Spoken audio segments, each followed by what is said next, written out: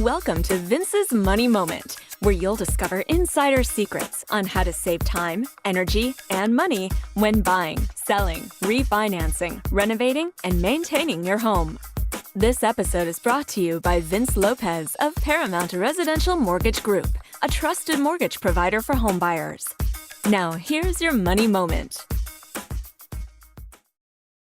Okay, today we're going to talk about how to keep your kids out of debt. As you make plans for your children's post-secondary education, keep in mind that the average student's debt is currently almost $30,000, and it'll be even higher by the time your kids graduate. The truth is, most young people, and often their parents, can't afford that kind of debt, so it ends up damaging their credit rating and ability to buy a house and raise a family. The best way to prevent such problems is to avoid massive student debt in the first place. Here are 5 tips to avoid student loan debt. Tip number 1, think return on investment. Choose a program you like, but also focus on what the job prospects are and how much they pay. An expensive degree doesn't make sense if you end up earning minimum wage. Tip number 2, avoid non-government student loans. Even government loans can lead to major debt problems. But when you get into private loans, the interest rates are usually much higher and there's less repayment flexibility. Tip 3, apply for every scholarship and grant you can find. Even if your marks weren't fabulous and your parents aren't poor, you may still qualify for aid. Some scholarships are based on volunteerism, community interest, non-academic skills, etc.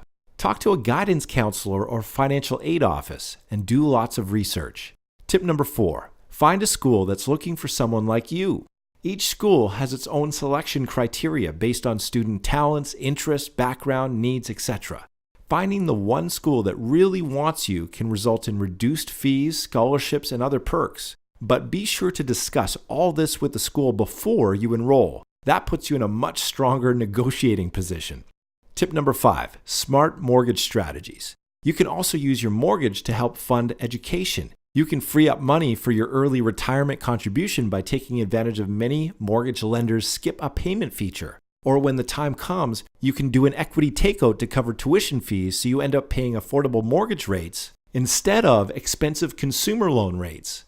Bottom line, make student loans your absolute last resort, even if that means working for a year before going to school or taking a part-time job while you're learning. For more information on how to use your home equity to fund your kids' education, call us today. Thank you for tuning in to this episode of Vince's Money Moment. If you have any questions or comments, please call Vince today at 305-228-7600.